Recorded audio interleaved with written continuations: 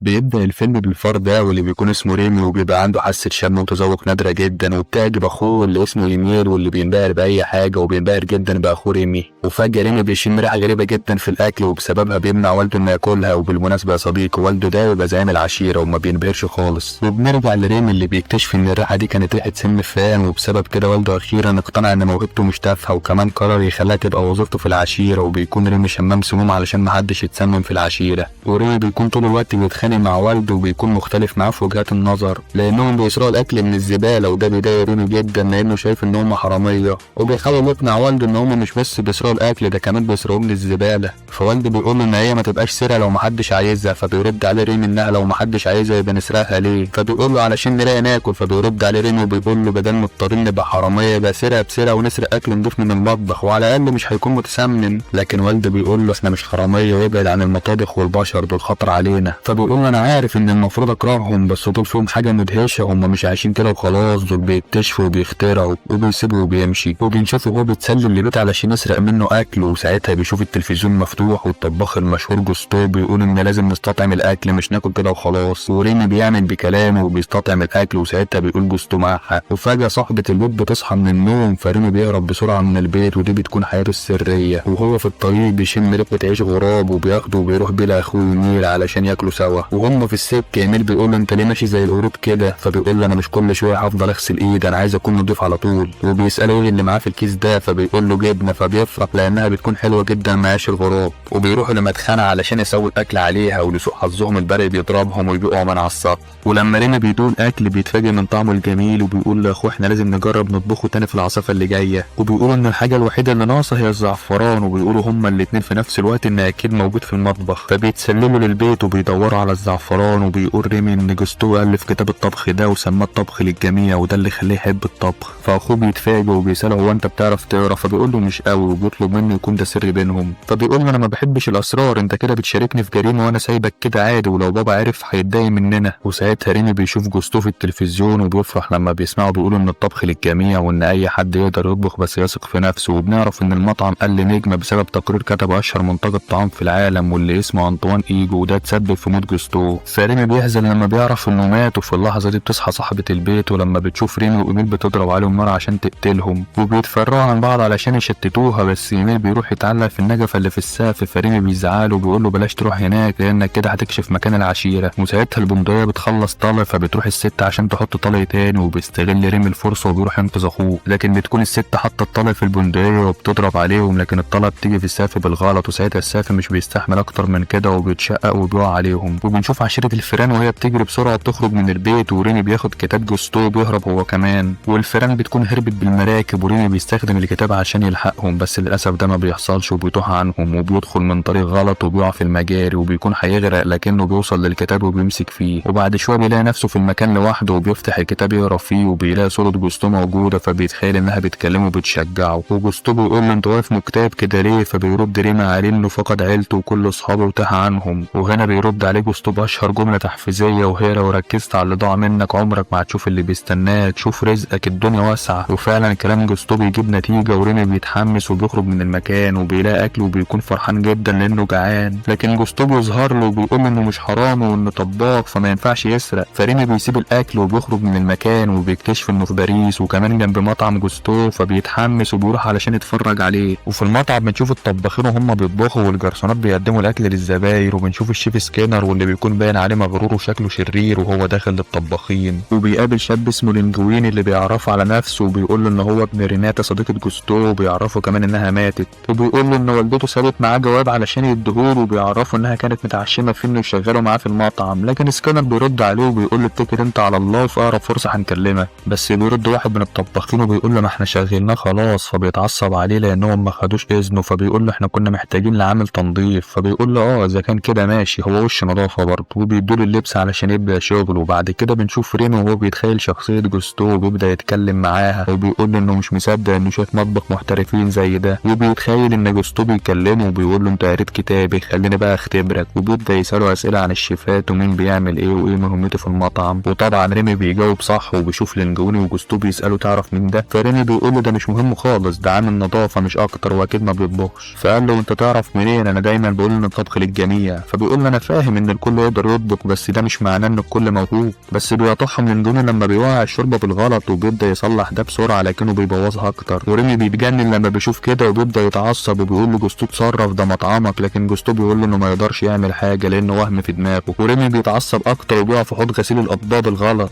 ولما بيشوف شباك مفتوح بيحاول انه يهرب من المكان بسرعه قبل ما حد يشوفه، وبيفضل يجري وبيوصل اخيرا للشباك، وقبل ما يخرج منه بيقع في حله، ومن سوء حظه بيجي شيف وبياخد الحله دي دونا عن باقي الحلل. ولما الشيف بيسيب الحله وبيمشي ريمي بيخرج منها وبينط في صينيه تانية، والصينيه دي بتدخل للفرن، لكن ريمي بيقدر يخرج منها وبيلاقي شيف معدي بعربيه فبينط وبيستخبى فيها لحد ما بيقرب من الشباك وبينط منها، وبيشوف لينجويني وهو بيدوق الشوربه اللي عملها وبيبان انها ما عجبتوش وطعمها وحش جدا، لكن ريمي ما بيكونش مركز معاه وهدفه يوصل للشباك بس وهو معدي بيشم ريحتها. وقبل ما يمشي بيظهر جوستو بيقول له دي فرصتك وجاتلك لحد عندك، روح بقى وصلح الشوربه يلا. فبيقرر ريمي يرجع لها وبيروح يغسل ايده وبيهدي عليها النار وبيبدا يضيف عليها لبن ومكونات وتوابل، وكل لما يجي يمشي بيفتكر حاجه تانية فبيرجع يحطها على الشوربه، وبيفضل يضيف للشوربه خضار وتوابل وحاجات علشان يخليها حلوه وبيندمج في الطبخ. وفجاه بيكتشف ان لينجويني كان شايفه وهو بيعمل كل ده، فبيحاول يهرب لكن لينجويني بيمسكه، وبيجي سكينر وبيزعل لينجويني علشان بوظ الشوربه، وبيقول له ان دي فرصته علشان يرفضه والقانون هيبقى في صفه. بس بيجي واحد من الشيفات وبياخد شويه من الشوربه وبيديها للجرسون علشان يقدمها للزباين، فسكينر بيتضايق وبيزعل لينجويني وبيقول له خراب المطعم هيبقى على ايدك يا لينجويني، وبيقول له انه مرفوض من الشغل. ولما الجرسون بيرجع من عند الزباين بتساله كولة ايه راي الزبونه، فبيقول لها ان دي مش مجرد زبونه عاديه دي صحفيه، فسكينر بيتضايق اكتر وبيقول للينجويني دي خربت المطعم اللي هيتقفل بسببك، لكن الجرسون بيقول ان الشوربه عجبتها جدا فبيستغرب كل اللي في المكان وبيروح يدوق الشوربه اللي بتعجبهم هم كمان. وسكينر بيزعل لينجويني وبيقول له انه زبال وما كانش ينفع يقرب من الشوربه، لكن كولة بتقاطعه وبتقول له ما ينفعش ترفضه لان الشوربه عجبت الزباين ولو جم وطلبوها تاني وما عرفناش نقدمها هتحصل مشكله. فبيقول لها انه مش طباخ وانه مجرد زبال، فبتقول له احنا ازاي بنمثل اسمه جوستو مش مقتنعين باهم شعاراته، وبتعرفوا ان الطبخ للجميع وانه من حق اي حد انه يطبخ. فسكينر بيلم الموضوع وبيقول انا جايز اكون قصيت على الولد الزبال ده بس كل ده ليه علشان مصلحته يا جماعه والله. وبيقول له كولة ان لينجويني هيفضل تحت اشرافها، بيقول له لينجويني انه هيطبخ الشوربه دي تاني قدامه، وفي اللحظه دي ريمي بيستغل الفرصه وبيحاول يهرب، لكن سكينر بيشوف وبيهجم عليه هو وكل اللي في المطبخ، ولينجويني بيحبسه في برطمان، فسكينر بيطلب منه انه يتخلص منه بعيد عن المطعم، وبيقول لكل الطباخين ان لو حد عرف ان كان في فار في المطبخ هتبقى كارثه سودا والمطعم هيتقفل. فلينجويني بياخد ريمي وبيخرج ويركب العجله وبيمشي، وبنشوفه وصل للنهر علشان يرمي ريمي فيه، بس قبل ما يرميه بيبصوا في عيون بعض، فلينجويني بيتعصب وبيقول له ما تبصليش كده مش انت لوحدك اللي مزنوق، ما انا كمان في مشكله كبيره، دول فاكرين انا اللي طبخت الشوربه وعايزين نطبخها تاني وانا ما بعرفش اي حاجه عن الطبخ، وانت اللي كنت بتشطر وعامل لي فيها الشيف شربيني. ملحوظه يا صديقي الشيف الشربيني دي مش في الفيلم، دي جدعنه من عندنا كده. المهم بيفضل يلوم وبيقول له انه محتاج الشغل ده ومش عايز يضيعه، وبيحزن جدا على حاله لانه بيتكلم مع فار، بس بيشوف ريمي وهو بيهز راسه وبيتصدم لما بيعرف انه فاهمه وبيساله لو يعرف يطبخ الشوربه دي تاني، فريمي بيهز دماغه بانه يعرف يطبخها عادي، وبالغلط لينجويني بيخبط البرطمان وبيوقعه في النهر وبينزل وراه بسرعه وبينقذه، وبيقرر ان هو يخرج ريمي من البرطمان وبيقول له يوعد ان هم هيبقوا شركاء ويطبخوا مع بعض. وريمي بيهز دماغه واول ما لينجويني بيخرجه من البرطمان ريمي بيهرب فورا، بس بيقف فجاه وبيقرر ان هو يرجع للينجويني علشان صعب عليه، وبيقرر كمان ان هو يساعده، ولينجويني بياخده معاه للبيت بتاعه وبيقول له معلش البيت مش قد المقام بس هو مشي حالك اعتبر نفسك في جوه. وريمي بينبهر بالبيت جدا وبيكون فرحان لانه شايف برج خليفه من الشباك، وبيسيب لينجويني نايم وبيروح يبص على برج ايفل ويتامل المدينه وجمالها لحد ما بينام هو كمان. وتاني يوم الصبح بيصحى لينجويني من النوم وبيتصدم لما ما بيلاقيش ريمي في مكانه، وبيكون فاكر ان هو سرق الاكل منه وساب البيت وهرب، وبيفضل يلوم في نفسه علشان هو اللي دخله البيت بكامل ارادته، بس بيتفاجئ لما بيشوف ريمي وهو بيطبخ الاكل وبيجهز ليه الفطار، فبيعتذر له لانه كان فاهم غلط وبيشكره على الفطار اللي جهزه له، وبينبهر بطعم الاكل جدا وبيساله عمل ازاي وايه المكونات اللي استخدمها، فريمي بيوريه المكونات وبيعرفه المكان اللي جابها منه، ولينجويني بيقول له انا معاك ان الاكل حلو بس ما تسرقش تاني انا هشيلك كل المكونات اللي انت محتاجها للطبخ، فريمي بيهز راسه بالموافقه، ولما بيجي ياكل لينجويني بيبص على الساعه وبيقول له احنا اتاخرنا وبياخده وبيمشي، وريمي ما بيكونش لاقي ياكل اي حاجه، وبيوصل لمكان شغله في المطعم، وجوه المطعم بنشوف الطباخين ومن ضمنهم كولة اللي بتقرا كلام الصحفيه، والصحفيه بتكون كاتبه ان الشوربه اللي شربتها في المطعم ملهاش حل وكانت جميله جدا، وبتوجه شكرها للشيف اللي عمل الشوربه دي، وفي النهايه بتقول انها راضيه عن المطعم، وبيدخل لينجويني للمطبخ وبيكون مخبي ريمي في هدومه علشان محدش يشوفه، وبسبب كده بيكون تصرفاته غريبه، وسكينر بيشوفه وبيقول له يطبخ الشوربه تاني قدامه، وطبعا لينجويني ما بيكونش عارف ايه المكونات اللي المفروض يستخدمها، وريمي ما بيكونش عارف يتفاهم معاه ولا عارف يطبخ هو، فبيفضل يعض لينجويني اللي بيضربه هو كمان، وبيدخل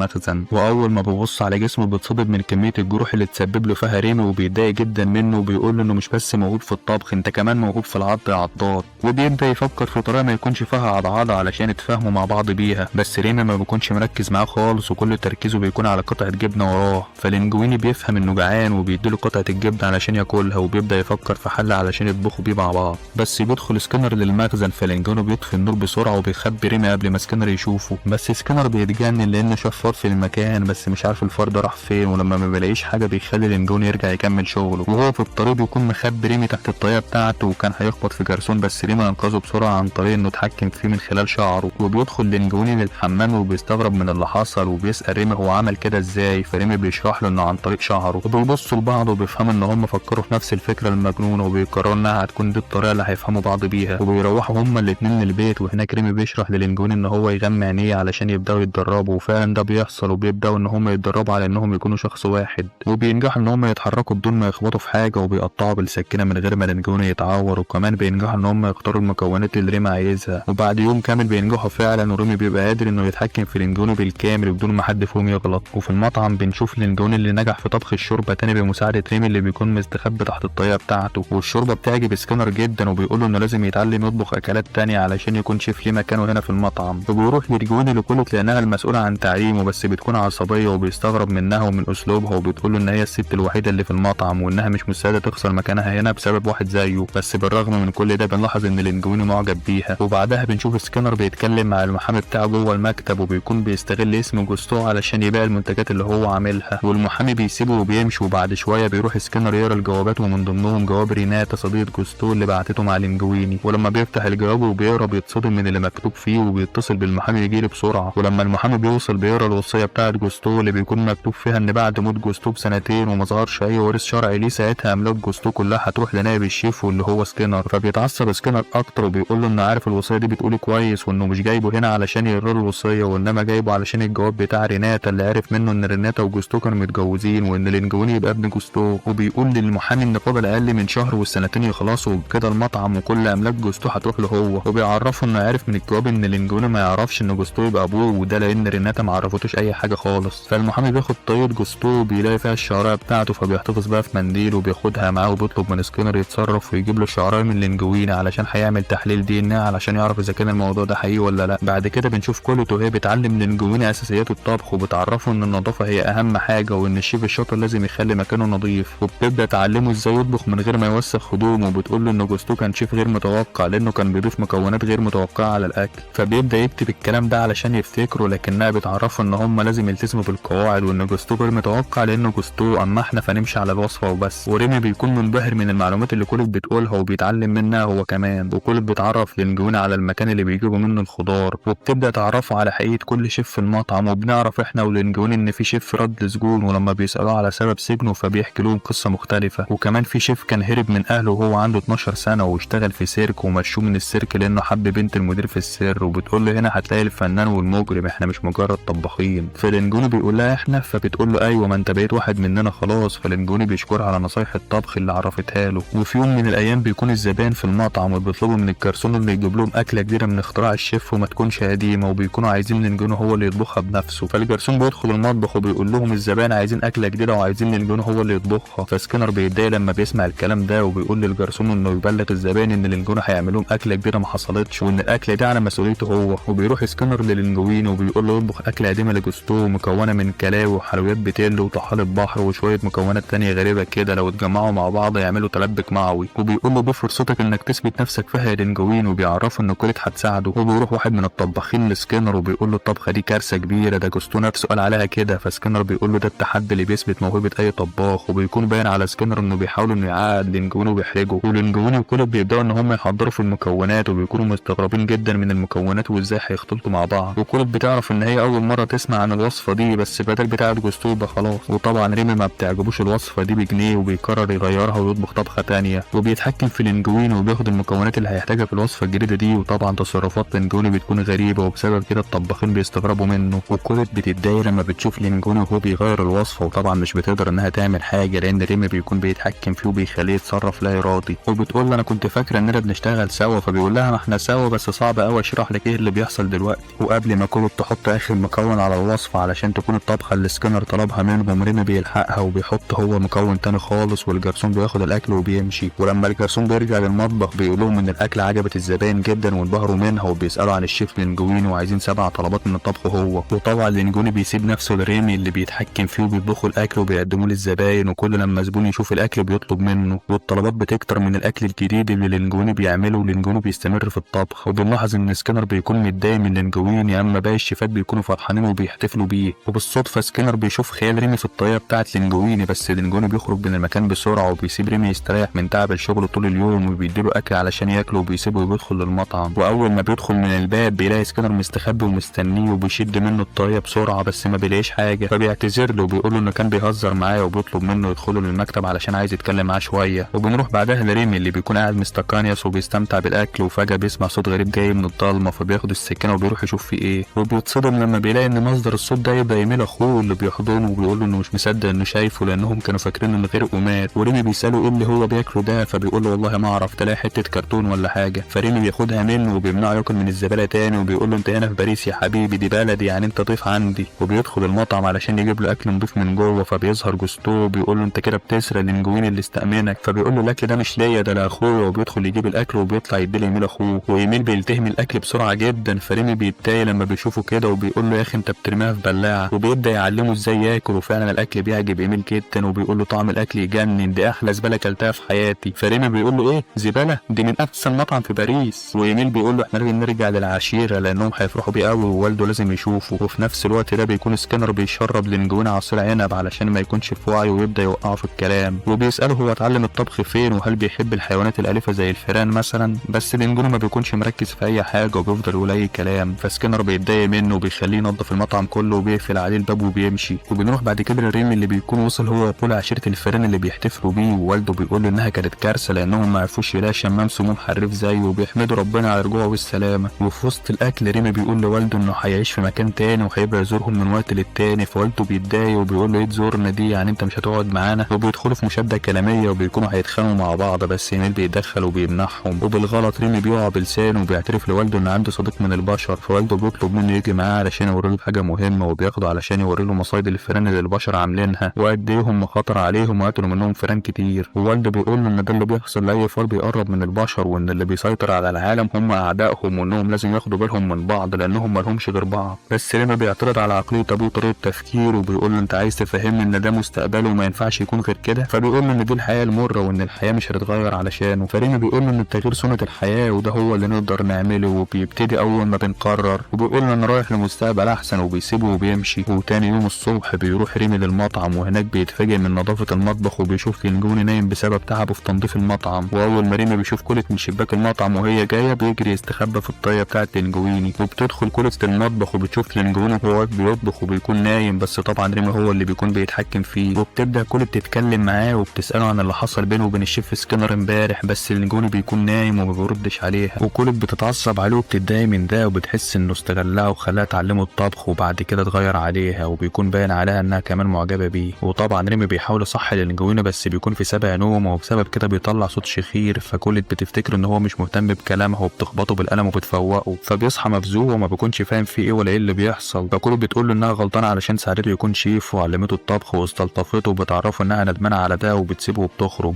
ولينجويني بيخرج وراها بسرعه وبيحاول يشرح لها انه مش موهوب في الطبخ زي ما هي فاكره، وانما في حد تاني هو اللي بيساعده يطبخ، وبيفضل يلمح لها بس كولت ما بتكونش فاهمه هو يقصد ايه بالظبط. وريمي بيكون مرعوب جدا وخايف لينجويني يعترف لها ويقول لها الحقيقه، ولينجويني فعلا بيكون على وشك انه يعترف لها، بس ريمي بيمنعه وبيخليه يعترف لها بحب وكمان يبوسها. وبعد كده بنروح لانطوان ايجو اللي بيكون اشهر منطقه طعام في العالم كله، وبيجي المساعد بتاعه بيقول له ان مطعم جوستو رجع تاني وبقى اقوى من الاول. وبنروح لمكتب سكينر وبنشوفه مع المحامي بتاعه، وبيكون متعصب جدا لان المحامي بياكد له ان تحاليل الدي ان ايه اثبتت فعلا ان لينجويني يبقى ابن جوستو، وبيرفض سكينر انه يصدق الكلام ده، وبيقول له اكيد التحاليل دي متفبركه، وبيقول له اكيد لينجويني بيلعب بيهم وبيغيظوا بحته فار عامل معاه تحالف، وبيبدا سكينر يعمل حركات وتصرفات غريبه. فالمحامي بيفتكر ان سكينر اتجنن، وبيقول له من الافضل انه يدور على دكتور كويس يتابع معاه، وبيعرفه كمان ان فاضل 3 ايام والوصيه تسقط وساعتها هو هياخد كل املاك جوستو، وبيسيبه وبيمشي. وبالليل بنشوف لينجويني وهو بيركب الموتوسيكل مع كولت وبيخرجوا سوا، وبالغلط الطايه بتاعت لينجويني بتقع وريمي بيكون جواها وبيهرب من الناس اللي بتحاول تقتله، وبيدخل يستخبى في المجاري وبيحزن جدا بسبب اللي حصل من لينجويني. وبيروح للمطعم وهناك بيقابل اخوه ايميل وبيكون جايب معاه شويه فيران صحابه كده علشان ريمي يجيب لهم اكل من المطعم. وطبعا ريمي بيتضايق من اللي بيحصل، بس في الاخر بيدخل للمطعم عشان يجيب لهم اكل، ولكن بيلاقي الباب مقفول بالقفل، فبيتسلل لمكتب سكينر وبيفتح الدرج علشان ياخد مفتاح القفل، بس بيلاقي وصيه جوستو كمان فبياخدها ويقراها، وبيستغرب لما بيلاقي صوره لينجونو جوه الوصيه، وكمان بيشوف تحليل الدي ان ايه وجواب ريناتا وبيقرا الوصيه والجواب، وبيكتشف ان لينجوني يبقى ابن جوستو، وبيكلم صوره جوستو بيقول له ان فعلا لينجوني يبقى ابنك.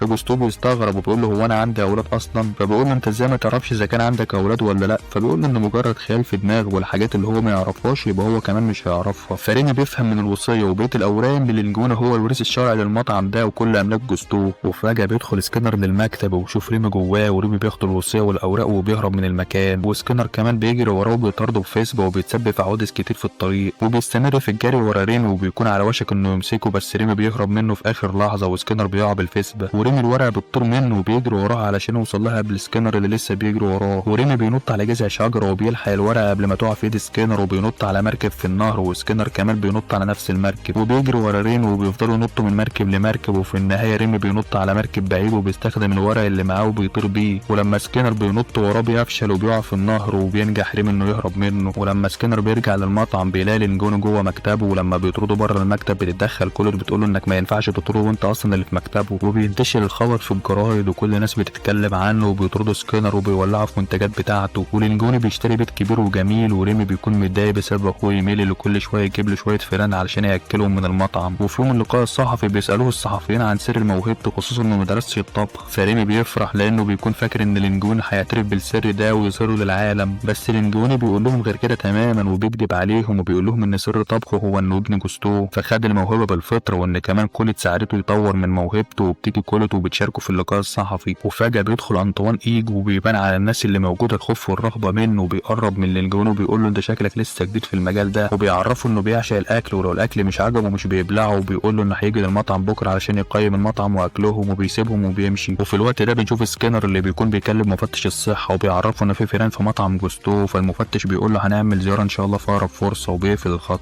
بعد كده بنشوف لينجوني وهو بيزعل ريما علشان بيضايقه وبيقول له انت مش لوحدك اللي بتعرف تطبخ، كولت هي كمان طباخه شاطره، وبياخده وبيخرج بيه بره المطعم وبيقول له من دلوقتي انت واخد اجازه من الطبخ، وبيفضل يزعق له وبيقول له انه مش لعبه في ايده وانه بيتعامل معاه كانه عروسه على المسرح، وبيسيبه وبيدخل للمطعم. وسكينر بيبقى شايف كل اللي بيحصل وبيتصدم لما بيفهم ان الفار هو اللي بيطبخ، وطبعا ريمي بيكون متعصب جدا من كلام لينجوني ليه، وبيشوف اخوه ايميل واصحابه الفيران اللي بيكونوا جعانين وعايزين ياكلوا، وبيبداوا يتريقوا على ريمي وبيقولوا له ده بيعاملك ولكنك الحيوان الاليف بتاعه، فريمي بيقرر ينتقم وبيقول لهم خلاص ما تقلقوش عشاكوا عندي النهارده بعد ما المطعم يقفل، وبيطلب من ايميل انه يجيب والده وبقيه العشيره كلهم هنا ويخلوهم يجهزوا. وفعلا بعد ما المطعم بيقفل ريمي وبقيه الفيران بيدخلوا للمطعم وبيتعاونوا مع بعض وبيسرقوا الاكل اللي في المطعم، وفجاه بيتفتح الباب فبيستخبوا كلهم، وبيدخل لينجوين وبيكون بيدور على ريمي اللي بيخرج علشان يقابله، ولينجوني بيكلمه وبيقول له انه افتكر هيرجع للبيت لكنه اتفاجئ لما ملقوش في البيت وقلق عليه جدا، وبيعتذر له وبيقول له انه غلط في حقه وان المفروض ما يكونش فيه سوء تفاهم بينهم، وبيقول له انه عارف انه ظلم وانه وقف جنبه وكان المفروض يرد له الجميل ده وانه اجدع صاحب هو عارفه في حياته. وفي نفس الوقت بيكون ايميل بياكل من العنب وفجاه توازنه بيختل وبيقع والعنب بيخرج منه، وبيجي في لينجوين اللي بيستغرب من اللي بيحصل، واول ما بيفتح النور بيتفاجئ من كميه الفيران وهي بتسرق مخزون المطعم، وبيتصدم من اللي بيحصل وبيوجه كلامه لريمي وبيقول له انت جاي تسرقني يا صاحبي، انت ازاي تعمل كده؟ انا افتكرتك صاحب ووثقت فيك، وبيطردهم من المطعم وبيقول له اياك تيجي هنا والا هتعامل معاك زي ما اصحاب المطاعم بيتعاملوا مع الفيران. وريمي بيكون متضايق من اللي حصل وبيكلم والده بيعرفه انه فعلا كان عنده حق وانهم مجرد فيران وهيفضلوا فيران، وبيقول له اديك عرفت ازاي تدخل للمطعم، بعد ما يمشي يدخل واسرع على كيفك، وبيسيبهم وبيمشي. وتاني يوم لينجوني بيجمع الطباخين وبيبدا يكلمهم وبيحاول يشجعهم لاستقبال انطوان ايجو، بس بيفشل في ده، وساعتها الجرسون بيدخل وبيبلغهم ان ايجو وصل، فكولت بتتدخل بسرعه وبتبدا هي تشجعهم وبتقول لهم ان انطوان ايجو شخص عادي زي اي زبون وانهم يتصرفوا طبيعي وما يقلوش منه ولا من اي حاجه تانية. وبيكون ريمي واقف بيتفرج وبيشوف كل اللي بيحصل جوه المطعم، وبيلاقي ايميل اخوه جاله فبيقول له انه مش هينفع يجي والمطعم شغال كده خطر عليه، فايميل بيقول له انا مش جعان ومش حاطط عيني على اكل المطبخ، السر يا صاحبي انك ترضى بقريب. هحكيلك. ولما بيجي ياكل من الزباله ريمي بينقذه من المصيده وبيتحبس مكانه، وبيتضح ان اللي عمل كده هو سكينر، وبياخد ريمي وهو سعيد وفرحان وبيحطه في شنطه العربيه، وبيطلب منه انه يخترع له اكله جديده على اسمه هو، وده في مقابل انه ما يقتلهوش. وايميل بيكون مراقبهم وعارف مكان ريمي. وفي المطعم بنشوف انطوان ايجو وهو بيطلب من الجرسون انه يجيب له احسن اكل عند الشيف لينجويني، وبنشوف سكينر وهو متنكر وبيطلب نفس طلب ايجو. وبنروح بعدها لريمي وهو بيتكلم مع جوستو، بيكون حزين ومحبط بس جوستو بيفضل يشجعه. وبنشوف والد ريمي وايميل اخوهم علشان ينقذوه، وايميل بيرمي تمثال على شنطه العربيه وبينقذوا ريمي. وريمي بيقول لهم انا راجع للمطبخ، فوالده بيقول له انت مهتم ليه؟ فريمي بيقول له علشان انا طباخ، وبيمشي فبيروح وراهم كمان. وفي المطعم بنشوف لينجون وهو مش عارف يعمل حاجه، والطباخين بيقولوا له يطبخ الاكلات بتاعته تاني علشان الزبائن طالبينها، بس ما بيكونش عارف يطبخها تاني، وبيقول لهم انه طبخها بالصدفه كده، وبيحس بضغط عليه وبسبب كده بيهرب من المكان. وفي الوقت ده بيكون ريمي وصل للمطعم، ووالده واخوه بيحاولوا يمنعوه بس بيفشلوا، وريمي بيدخل للمطعم فعلا وبيشوف الطباخين، وقبل ما يقتلوه بيتدخل لينجون بسرعه وبيدافع عنه وبيشكره، وبيبدا يفهمهم ان الفار ده هو اللي اخترع وطبخ كل وصفاته، وان هو الشيف الحقيقي، وبيعرفهم ان كان مستخبي تحت الطاقيه وبيتحكم فيها عن طريق شعره، وبيطلب منهم يساعدوه علشان يقدموا الاكل لانطوان ايجو وكمان باقي الزباين. بس كل الطباخين بيتصدموا من اللي بيسمعوه وبيسيبوه وبيمشوا، وكمان كولت هي كمان بتمشي. ولينجون بيحزن لانه بقى لوحده وبيسيب ريمي وبيدخل للمكتب. وبنروح لكولت وهي راكبه الموتوسيكل وبتعيط، ولما بتقف في اشاره مرور بتشوف كتاب الطبخ للجميع. وريمي بيروح لوالده وبيعتذر له، بس والده هو اللي بيعتذر له وبيقول له انا فهمت صاحبك غلط، والغلطه ده عندنا وهصلحها. وبيصفر للفنان اللي بتيجي كلها، ووالده بيقول له احنا ملناش في الطبخ بس احنا عيلتك يا ابني، قول لنا نعمل ايه بالظبط وما تشيلش اي هم. وفي اللحظه دي بيدخل مفتش الصحه وبيتصدم لما بيشوف الفنان اللي في المطعم، وبيهرب من المكان بسرعه، بس ريمي بيقول لمجموعه منهم يجروا وراه ويمسكوه. وريمي بياخد باقي الفنان وبيعقمه علشان يبداوا يطبخوا، ولونجوني بيتفاجئ لما بيشوف اللي بيحصل، وبيقرر ينضم لهم ويساعدهم بان هو اللي يقدم الطلبات للزباين، وبيعتذر لهم عن التاخير. وجوه المطبخ بيكون ريمي بيشرف على باقي الفيران، وفي اللحظه دي بتدخل كولت للمطعم وبتتفاجئ لما بتشوف اللي بيحصل، ولينجوني بيروح لها وبيشكرها انها رجعت. وكولت بتتصدم لما بتعرف ان ريمي عايز يطبخ خلطبيطه بالصلصه لانطوان ايجو. وبيوصل والد ريمي وباقي الفيران وهم مكتفين مفتش الصحه وبيحبسوه في المخزن، وريمي بيشرح لكولت الطريقه اللي هيطبخ بيها خلطبيطه بالصلصه، وبيبدا يطبخها وبيخلصها وبياخد لينجون الطلب وبيقدمه لانطوان ايجو وسكينر اللي بيكون متكفي. واول ما انطوان بيدوق الاكل بيفتكر والدته لما كانت بتطبخها له زمان وبتعجبه الاكله جدا، وبيفضل ياكل وهو مستمتع. فبيتعصب سكينر من اللي بيحصل وبيدخل للمطبخ، بس الفيران بتكتفه وبترميه جنب مفتش الصحه في المخزن. وايجو بيكون مبسوط وبيشكر لينجون على الاكل، بس لينجون بيقول له انه مش هو اللي طبخ وان في شيف تاني هو اللي طبخ الاكل ده. وبيدخل يجيب كولت اللي بتقول له لو عايز تعرف مين اللي طبخ الاكل ده يبقى استنى لحد ما الزبائن تمشي من المطعم ويكون فاضي. وفعلا بعد ما المطعم بيفضى بيجي لينجون وهو معاه ريمي وبيعرفوا على انطوان ايجو، وبيروحوا للمطبخ وبيشرح له ان الفار هو اللي كان بيطبخ، وبيوروا له الطريقه اللي كان بيطبخ بيها. وانطوان بيكون مستغرب من اللي بيسمعه بس بيشكرهم وبيمشي. وتاني يوم بيكتب تقرير انه اكل وجبه لا مثيل لها من مصدر لم يتوقعه احد، وان لما عرف الشيف اللي طبخ الوجبه دي فهم معنى شعار جوستو الطبخ للجميع، وبيأكد انه افضل شيف في باريس وانه هيرجع يزوره تاني. وبسبب التقرير ده بيرجع المطعم يحصل على 5 نجوم من تاني. وبالرغم من كل ده الا ان الصحه قفلت المطعم لما عرفوا ان في فران في المطعم، بس لينجون وكولت عملوا مطعم جديد وبقى بيجيلهم زباين كتير للمطعم ومن ضمنهم انطوان ايجو. وطبعا ريمي بيكون هو اللي بيساعد كولت في الطبخ وبيكون عايش هو وعشيرته فوق السطح. وفي النهايه ريمي بيثبت لنا ان الموهبه مش مرتبطه بشكل ولا حجم، اي حد عنده شغف حقيقي يقدر يحقق المستحيل. وبكده نكون خلصنا ملخص فيلمنا النهارده، اشوفكم في فيديو جديد، سلام.